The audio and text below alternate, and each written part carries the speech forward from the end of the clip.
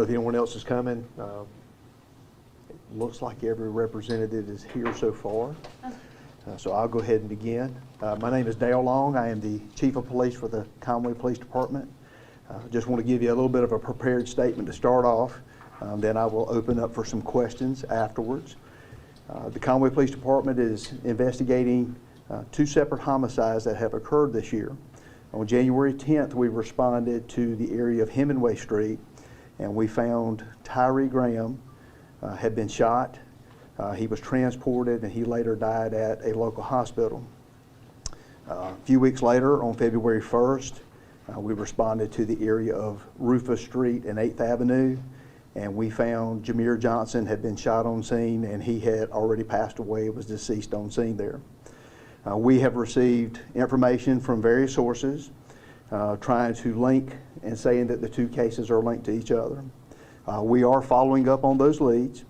We're conducting interviews trying to determine if, in fact, there is anything that links the two cases to each other. To date, we have had no witnesses that have come forward that have corroborated that information, that have given us definitive statements that have linked the two. So at this point, we are still working those and are still trying to determine if they are linked, but we have found there to be no link, at least at this time. Our detectives are tirelessly working. They're conducting interviews, processing and reviewing the forensic evidence that we have collected, canvassing the neighborhood, looking for any potential witnesses or folks that may have seen anything or have heard anything, looking for any type of additional evidence or leads. We are looking for public support. We need information or evidence that our public that's out there may be aware of. Any information that we obtain may be helpful to further both of these investigations. Based on what we know, we believe that these were isolated incidents and that our community is safe. We are working because it is a tragic offense that has occurred when we have the loss of life, especially so young people that are involved in it. We are diligently working every single lead that comes in and trying to get the information that is necessary to allow us to successfully close these cases. We need assistance from the public any way we can get it. We need people out there that know what happened to give us those. I'll give you one example of that. We released information with the photo of a car, asking for assistance if anybody knew anything at all about that car. We have not had a single call of anybody saying, well, I've seen a car like that, or I know where a car like that is at. It is not possible that somebody in this community does not know who that car belongs to, or at least know someone who has a car similar enough to it that they're asking us, you need to at least go check this lead out. So information that we have released has just not come back with much results yet, but we are still diligently working every angle and every avenue and every piece of evidence and every lead that we get. Some of the things that distract, things that you probably could categorize as rumors. We're hearing almost every single day of something else that's getting ready to happen because there's a lot of people on edge, and there are a lot of people who are talking, and we're responding, and we're going to scenes of where things are being said they're going to happen at. It's diverting resources that need to stay focused on the task at hand, which is trying to solve both of these murder cases. So we have officers that are, kind of running to and fro whenever somebody calls and says, I heard something's going to happen at a bus stop. I heard something's going to happen at a school. I heard something's going to happen at a parking lot. If it's real and you know something, please call us. We will continue to invest the time to make sure that the community is safe. But we have had so many of those. So we want to just kind of get ahead of things today to say that we are hearing the things that the community is saying. And I'll give you another example of something is there was someone who shot a small video clip at the scene and posted it to social media. That has been deleted. It's gone. We have no way of backtracking it. We can't find any information on it. You know, and again, it was just somebody who happened to come up right after the event happened, but they were not there when it occurred. But still, we just like to talk with people who were there that quickly afterwards. Did you see anything at all? And you know, that trail is gone. Someone took a screenshot from that video and then put a caption at the bottom of it. We've read that caption, which again starts leading to the narrative of, oh, it's a retaliation. They didn't come to us. They haven't come and said, this is who is responsible. No one has drawn the link or has given us the conclusive evidence that shows that these things are linked. So we're still vetting it, we're still reviewing it, we're still investigating it. But again, there are so many things that are being said out there that we are looking at every single one of them, but it does seem to kind of bog down some of the investigation. So I know that you're hearing those things. You're asking for us to make statements about those, and truthfully, we just can't make statements about some of them because we have not been able to find a factual basis for any of those things that are being said at this time. So at this time, I'll offer up an opportunity for anybody who has a question. That's the first hand I saw. So, can we talk about motives in these murders, and are they gang or drug related? I'll talk about the gang part first. We don't know yet. And one of the reasons why it is so difficult to assert that is, I know this is as simple as I can say it. You do not get a gang card.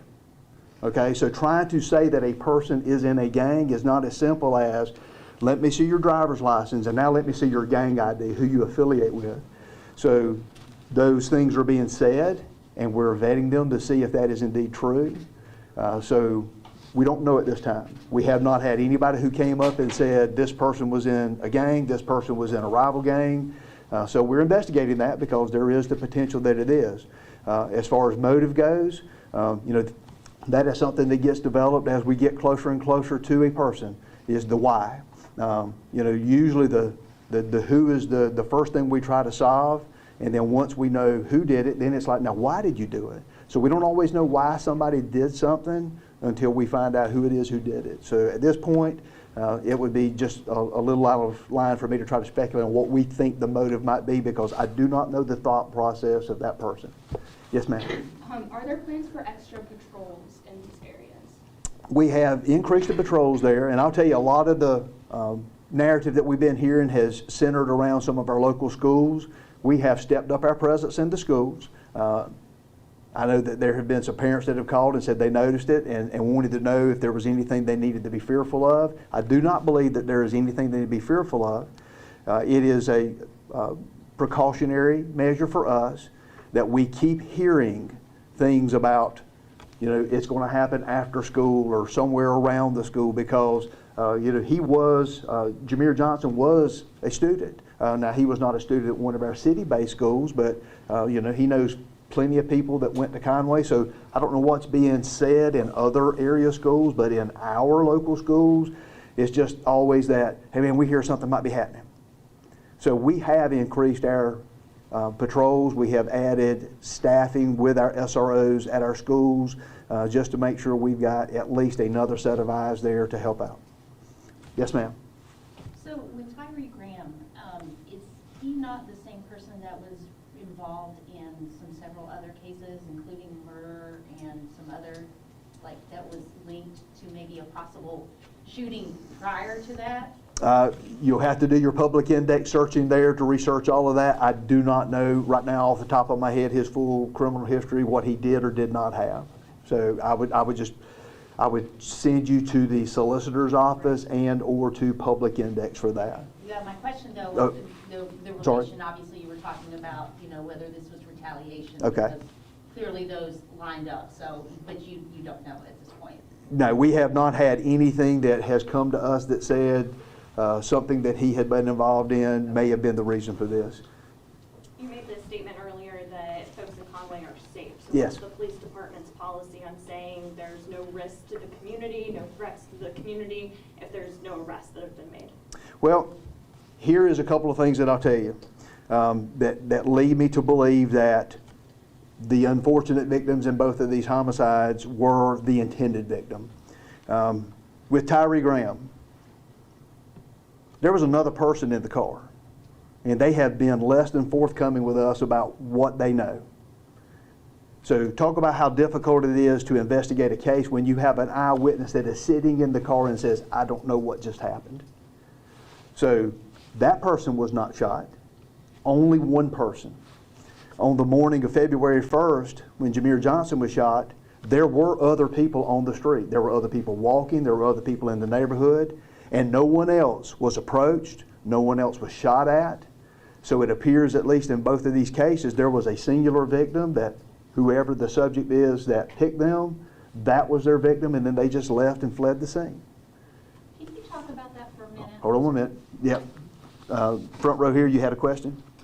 Yes, I know you said there's no way to prove a link yet, but do you know if the victims knew each other, and if so, how? I do not know that. I mean, we are still, I mean, we're growing, but I still believe that we're a small enough community that there's a good likely chance that they did at least know each other. I don't know how formally or not, but through our interviews and conversations that we've had, nobody has linked the two of them saying that they were either rivals or friends or anything at all. So no, there is no definitive answer to that yet. 1 minute. Yes, ma'am? Sorry, I didn't mean to jump the gun. I didn't see his hand was raised. Okay. So I guess that leads me to another question. With the shooting at the bus stop, no one else was injured. So was Jameer walking up to the bus stop? Or, I mean, because obviously from that video you can hear a lot of gunshots that were happening. So, I mean, I'm very thankful that no one else was injured. So I guess I'm trying to see, was he walking, or how was he isolated that he was actually shot? Where he was found at is the bus stop. Okay. So I can, because I wasn't there, I can only surmise that he was at the bus stop. I don't know whether he was pacing. I don't know if he had just walked up, but he was at the corner where the bus stops at. So it appears that he had already arrived. Would you categorize that, though, as a drive-by shooting? No, and again, because if it was a drive-by, why were other people that were out there not shot at? No one else appeared to be a intended victim. It was him and him alone, even though there were other people that if you were looking just to shoot up as many people as you could, they could have shot at a lot of other people. Are y'all together? We are. Okay, Yeah. all right, and then I'll go to the back after that. We also just learned this week that there was a deadly road rage incident that happened in December. Yes. We had no information on that. Can you provide any kind of updates to that case? Because we know that there's not an arrest that has been made there yet. Yeah. Well, we released a report back in December. Don't know how it didn't get picked up on. We released our information as soon as we proof and approve those reports. So I don't know why it was not a news story then. I can't surmise. That report didn't say that it was road rage.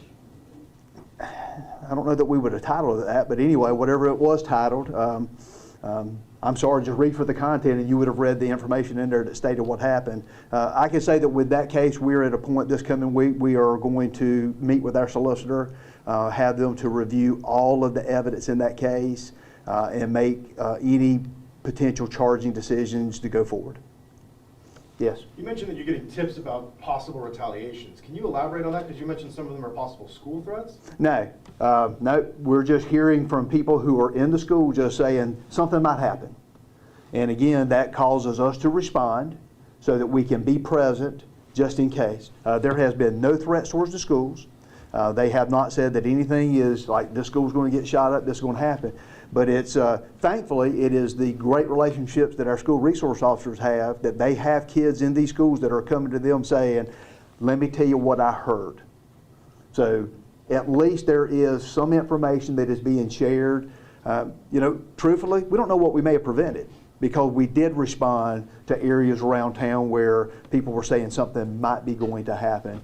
But we welcome those tips and we ask for those tips. We cultivate those relationships within those schools so that these kids do feel like they can assist us. But as of now, we have not had anything that said any school at all was ever going to be a source or a target of anything. This is more after school kind of a thing, or like people getting in fights, people getting shot at? I mean, well, we've not had that happen, so we're not sure. It's just the generic tip of, hey, something might be happening after school somewhere. And we've responded to various areas around town. stepping up that presence, being there. And again, we may have deterred and kept something from happening because we did show up. But oftentimes, you know how those secondhand, third-hand rumors are. It's somebody kind of said something and then somebody repeated it a different way, and then all of a sudden makes it sound a different way. But we still take them seriously and we respond. I will come back. Yes, ma'am? You mentioned that there hasn't been any tips about the car. Why do you think that is? I need the public's assistance. There's no way that somebody can't say that I've seen a car like that in my neighborhood on my street, to at least say, I don't know if it's involved, but at least go look at this car. I guess there's just a general apathy towards getting involved and people just not wanting to assist or help out. And that's kind of what I'll finish with is, you know, a plea to the community of, I know somebody knows where that car's at. I know somebody saw that car when it was released and that photo and that image was released out to the public, that looked at that car and said, oh my gosh, that's my neighbor, that's my whoever. I know that car. I need them to call. Do you think the police department needs to get out in the community and develop more trust or relationships? I believe we have great relationships and trust in there because we have had tremendous assistance from the public. But the public that's assisting us with what they're seeing are not the people who were sitting in the front seat of the car when somebody got shot, or somebody that knew that they left that morning with the intent of finding somebody to shoot them. The neighbors on those streets are giving us what information they have and telling us what they know, but you know they weren't out there. They don't have that firsthand information. Jason. Yes. You mentioned at the bus stop shooting that there were a number of people around. Yes. That haven't given you any useful information. Were there students waiting at that bus stop as well? And if so, how many? We are aware of several students that were walking up from Colorado Crossroads. So they were coming up 8th Avenue from both directions. They were coming up Rufus Street from both directions, converging on that spot. So there are several who were closer, others who were further away. Some that we've talked to who said, I heard shots in a distance, which tells us that they just weren't close enough yet, and others who said, I was closer and I heard the shots louder, but I wasn't close enough yet to see what had happened. So we've had them that were very close to, a little bit further away, maybe a block or two away. So they are, we have talked to them. We have tried to get statements from them. Don't believe that any student is not being forthcoming. The ones that were close enough have shared what they did observe. I'll come back to you. She's had her hand up for a moment. Okay, yeah. Did you find any shell casings on the scene? Yes, we did. Can you say how many? I know we found, I think, a total of 2 on Hemingway Street in the car and 14 on the street and surrounding the area there at the street on Rufus. So that means at least 16 shots were fired. At 2 separate incidents, yes. Do you know what kind of weapon? Not yet. We are doing the forensics on them at this time. Yes. You said that no one's coming forward to connect these cases, but do you guys suspect that they're connected? Can you clarify that? It was a little... Well, I'm hearing the same thing that you're hearing, that they are connected. So that makes us have to take time to see if they are. As of yet, like I said, we have no corroborating evidence of anybody that says, I know how these are related, how they are linked. I know family, I know neighborhood, I know whatever link there may be. No one has come forward that can corroborate that and give us that yet. So these are just your sources that are saying, we believe these are connected, but you don't have any witnesses to actually give you the evidence you need. No, hold on. Yes, ma'am. How many people were in the car during the Rufus Street shooting? We've got one person that is a witness, like I said, that is not forthcoming with us. We would be at a point that we probably could have had that case solved at this point in time if we would get the level of cooperation we need. But unfortunately, I can't compel or make somebody be a witness, and that is the extreme difficulty we have when there are people that know things. Like I said, going back to the car issue, I mean, I know beyond a shadow of a doubt somebody has looked at that video and says, I know whose car that is. And they haven't called because they just don't want to get involved, just like the person who was sitting in that car didn't want to get involved. All right, I'll take a couple more. Yes, ma'am? So going off of the previous question in terms of that you have not heard from the community like you're hoping to, is that why we're, just now getting an update 9 days or 8 days after the shooting, is because you're hoping to hear from the community? Yes. Like I said, that's the plea that I have. There was not a single police officer that was there when this happened. We cannot be every place all the time. We depend on other people who live in these communities and neighborhoods to assist us. We need them to come forward to tell us what happened. We need somebody to say, I know whose car that is, and I believe I know where it's at, because that would be extremely helpful to locate that vehicle and the leads that would be generated off of that. We need a witness that, for all practical purposes, is an eyewitness that is just refusing to be of assistance and cooperate. We need them to understand that, the fact that somebody sitting beside you that died, no justice for that person until I get you to help me. I need you to tell us what you know, identify the person that you know was in your car, and tell us what information you have that can help us solve this case. So I will come to you. We cannot do this alone. We need the assistance from the public. There are people who know what's going on. If any of these rumors did prove to be true, that certainly would lend itself that maybe there would be more to come between these people. But at least for the last week, as we have been working on these cases, we've not had any other incidents like this happen. So we are asking for the public. We had already sent out one plea to them that anybody in that neighborhood review your home video. If you happen to have captured anything on there that you think could be of use to us, please call us. We did get one neighbor that said, I'll share my video with you because they don't like what's happening on that street when this happens right there, 100 yards from their front door. We need more people that would stand up to help us with that. I'll take your question, but just a quote that I have is, and you're probably all familiar with it, that the only way that evil is going to thrive in this world is when good people stand by and do nothing.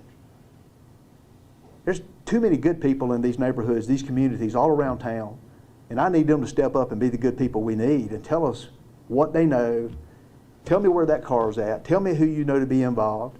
If you know this to be a related crime, come to me and tell me that you know it to be, instead of somebody telling somebody who tells somebody who tells somebody. We need and can only work with evidence that is useful in court. We have to have direct statements. Hearsay is useful to a degree that it might generate a lead, but hearsay is not allowed. We need the people who directly know things to just say, you know what, I'm tired of these things happening, and please to come forward and share with us. And I'll finish with a question right here. So for those who may be afraid to come forward because of retaliation, what would your message be? We are offering up crime tips at cityofconway.com as an email that you can email. You can reach out through Crime Stoppers and share information with them. I don't happen to have that number in front of me, and I'm sorry. But anybody can anytime call Crime Stoppers, and we do get leads generated occasionally through Crime Stoppers. It's a statewide program that state law enforcement actually has a hand in kind of administering it over the state to make sure that the leads go out where they need to go. So anybody can call Crime Stoppers with information. They can email a tip to crimetips at cityofconway.com. We are offering up a reward for information. We are offering a $5,000 reward for information that somebody would come forward with that would be helpful to further and to advance this case investigation. We may look to some of our other partners in the community that sometimes aid with those rewards to see if we might need to add more to it, but at least at this point in time today, there's a $5,000 reward offered for anyone who comes forward with assistance that can further this case. All right, thank y'all. Please share that message. I need people to call us.